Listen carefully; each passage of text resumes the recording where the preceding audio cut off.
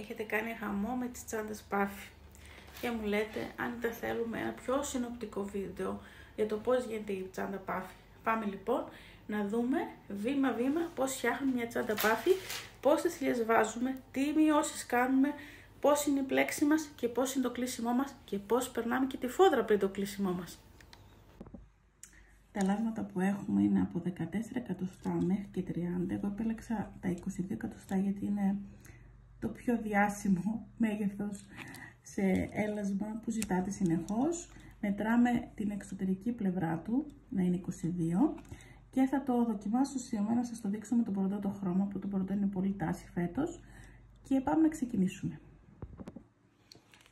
Το νήμα μας στο ξεκίνημά του έχει συνήθως αυτή την ακρούλα. Αν δεν έχει θα ανοίξετε μια θηλιά. Θα δείξω λίγο πώς ανοίγω μια θηλιά. Έχουμε ένα ψαλιδάκι κοφτερό και απλώς κόβουμε εδώ λιγάκι και ανοίγει η θηλιά.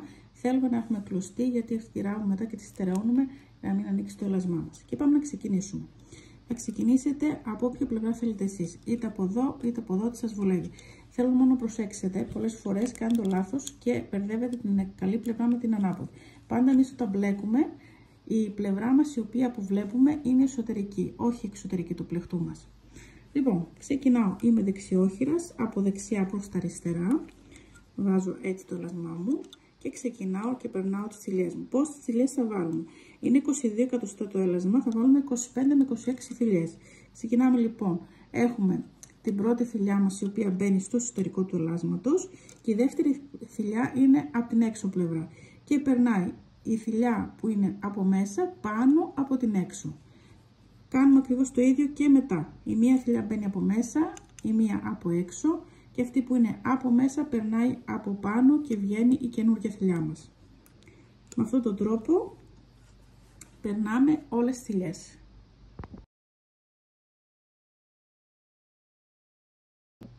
Όταν φτάνουμε εδώ στο σιδεράκι μας, για διευκρίνηση το δείχνω, πολύ απλά προχωράμε παρακάτω χωρίς να κάνουμε κάτι, ούτε αφήνουμε καμιά θηλιά, ούτε κόβουμε την κλωστή και συνεχίζουμε κανονικά και περνάμε τις θηλιές μας. Έβαλα 26 από εδώ, θα βάλω 26 και από την άλλη πλευρά.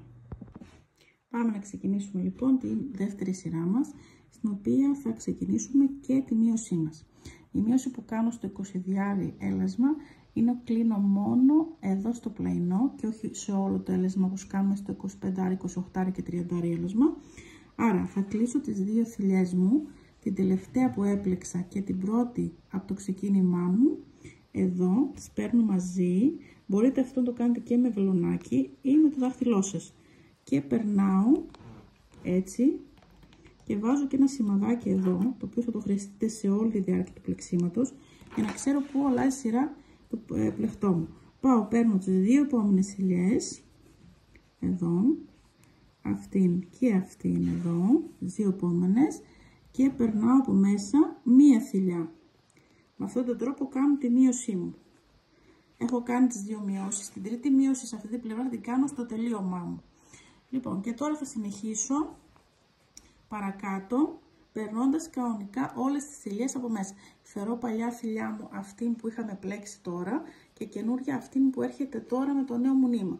Άρα περνάω την παλιά θηλιά πάνω από την καινούργια και τη βγάζω πάνω. Την παλιά θηλιά πάνω από την καινούργια και τη βγάζω.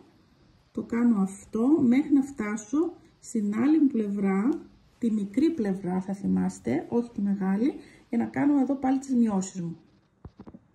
Έχουμε φτάσει εδώ στο πλάι, τις 6 κεντρικές, τις πιάνουμε 2-2, θα σας δείξω λίγο και με βελονάκι πώς γίνεται, έτσι, και περνάμε την καινούργια θηλιά από μέσα.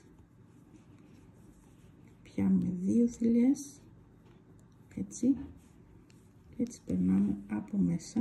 Αυτό το κάνουμε 3 φορές, απλώς στην άλλη πλευρά το κάνουμε 2 φορές, γιατί την τρίτη φορά θα το κάνουμε τώρα που θα τελειώνουμε τη σειρά μας. Αυτό. Δεν θα χρειαστεί να κάνουμε άλλη μείωση, ξέρετε. Συνεχίζω τώρα μέχρι το τελείωμα της άλλης πλευράς. Εδώ τα δύο τελευταία τα κλείνουμε μαζί, περνάμε τη θηλιά μας και έχουμε τελειώσει και τη δεύτερη σειρά μας. Πάμε στην τρίτη σειρά. Στη τρίτη σειρά η πλέξη μας είναι διαφορετική. Αυτό που κάνουμε είναι κατεβάζουμε τη θηλιά προς τα κάτω που έχουμε. Εγώ συνήθως βάζω έτσι το δάχτυλο εδώ. Παίρνω την κλωστή και τη βγάζω. Να το δείξουμε λίγο και με βελονάκι. Κατεβάζουμε προς τα κάτω τη θηλιά, βάζουμε εδώ το βελονάκι μας, παίρνουμε τη θηλιά και τη βγάζουμε προς τα έξω. Ό,τι σας βολεύει εσάς. Με όποιον τρόπο σας βολεύει. Στην ουσία μπαίνουμε στην ίδια θηλιά μέσα και περνάμε από την ίδια θηλιά που περάσαμε και πριν. Αυτό κάνουμε. Δεν έχουμε κάποια μείωση. Ξεχάστηκα γιατί δεν έβαλα το σημαδάκι μου. Λοιπόν, οπωσδήποτε μόλις κάνετε το πρώτο, βάλτε το σημαδάκι σας εδώ για να ξέρετε πότε αλλάζετε σειρά. Γύρω γύρω κάνουμε το ίδιο σε όλη τη σειρά μας. Πάμε να δούμε την επόμενη σειρά μας. Έχουμε το σημαδάκι μας. Εδώ θα πλέξουμε την κανονική την πλέξη. Όπως κάναμε στη δεύτερη σειρά, με τη διαφορά ότι τώρα δεν έχουμε μειώσεις. Άρα μπαίνουμε κανονικά στη θηλιά μας, την πιάνετε έτσι όπως σας αρέσει εσάς και μπαίνουμε κανονικά. Την παλιά θηλιά την περνάμε πάνω από την καινούργια. Ένα στο καθένα, την παλιά θηλιά την περνάμε πάνω από την καινούργια, γύρω γύρω, χωρίς καμία μείωση πουθενά. Και τώρα η επόμενη σειρά μας που πάμε να επαναλάβουμε αυτό που κάναμε πριν. Θα ξαναμπούμε στην ίδια θηλιά. Κατεβάζουμε κάτω τη θηλιά μας, περνάμε μέσα εδώ και παίρνουμε, βάζουμε πάλι το σημαδάκι μας ή χρησιμοποιούμε ένα βελονάκι. Κατεβάζουμε κάτω τη θηλιά, μπαίνουμε στο ίδιο σημείο που ήμασταν πριν και τραβάμε. Με όποιον τρόπο θέλετε. Αυτό λοιπόν το επαναλαμβάνουμε μέχρι να έρθει να ενώσουμε και το δεύτερο νήμα μας. Εναλλάξτε τις δύο αυτές σειρές.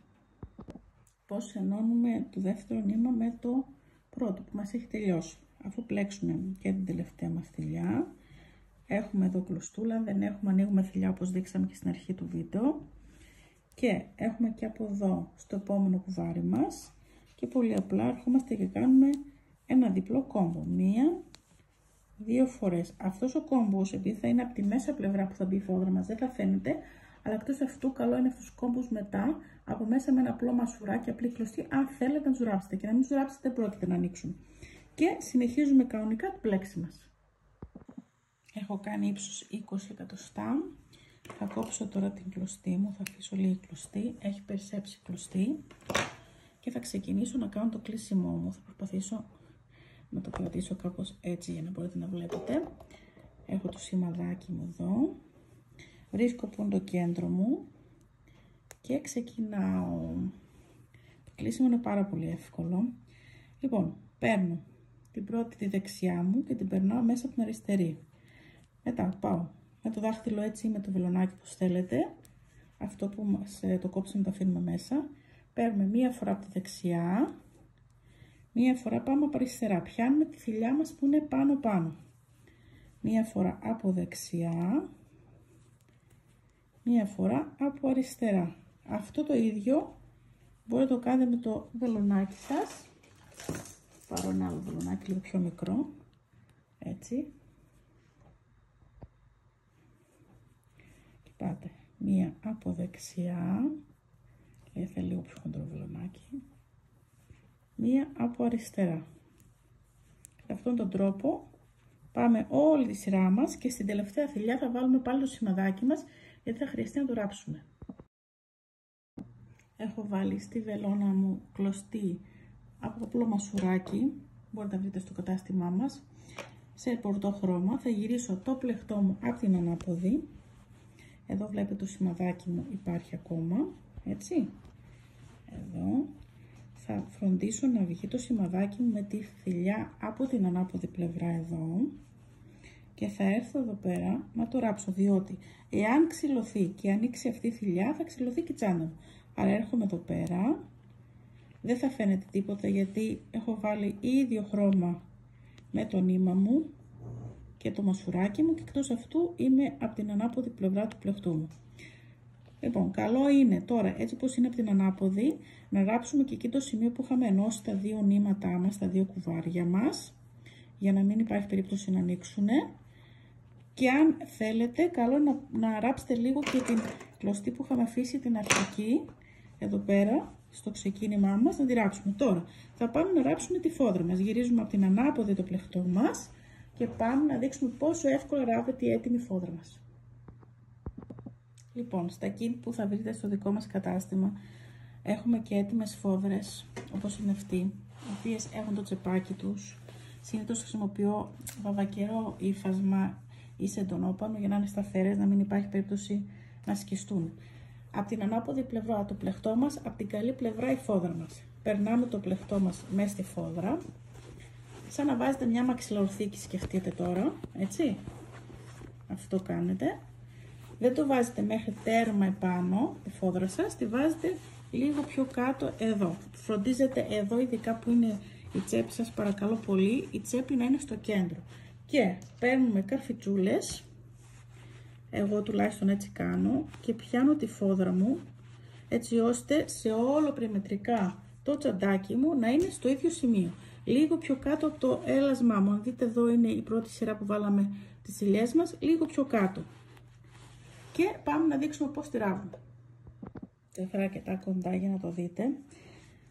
Έχω μάθει λοιπόν από το ίντερνετ ένα ράψιμο που λέγεται κρυφό. Θα βγάλω τώρα εδώ την καρφιτσούλα μου, έχω βάλει διπλή κλωστή. Το πρώτο που θα κάνετε είναι, στο πρώτο που θα μπείτε, θα στερεώσετε καλά, εδώ το έχω λίγο κοντά, την κλωστή σας πάνω στο πλεκτό σας. Έτσι. Εδώ, τι κάνουμε, πιάνουμε όσο μπορούμε εδώ ψηλά, έτσι. Μετά πηγαίνουμε μέσα εδώ στο πλεκτό μας, μέσα στις θηλιές μας, εδώ. Όσο πιο κοντά τα κάνετε, τόσο πιο στερεή θα είναι η φόδρα σας. Και πάμε ψηλά, εδώ. Μπορείτε θηλιά να το κάνετε, ξέρω θέλει υπομονή. Να σας πω όμως και οι κοπέλες οι οποίες δεν ξέρουν καθόλου ράψιμο και τις έβαλα να το κάνουν, τα καταφέραν. Άρα καμιά δεν μπορεί να πει ότι δεν γίνεται, γιατί ήρθαν και κορίτσια 20 χρονών που δεν ξέραν ούτε να πλέκουν, ούτε να ράβουν και τα καταφέραν. Ψηλά το πιάνουμε εδώ και πάμε περιμετρικά σε όλη τη φόδρα μας και κάνουμε αυτή τη διαδικασία. Και έτσι έχεις τελειώσει την τσαντούλα σου. Πάμε να τη δούμε και τελειωμένη. Έτοιμη λοιπόν η τσαντούλα μας. Ελπίζω να σου άρεσε το βιντεάκι. Έχουμε χρώματα πάρα πολλά. Θα σου βάλω εδώ πέρα και το link για να τα δεις. Τα set ξεκινάνε από νομίζω 18-19 ευρώ μέχρι 21 μαζί με τη φόδρα. Είναι πολύ σημαντικό να έχεις και τη φόδρα σου, γιατί νομίζω ότι πιο πολύ θα σε δυσκολέψει το να ράψεις μια φόδρα παρά να πλέξεις αυτή την τσάντα. Καλή επιτυχία και γράψτε μου τα σχόλια αν έχεις κάποια απορία για το σημερινό βίντεο.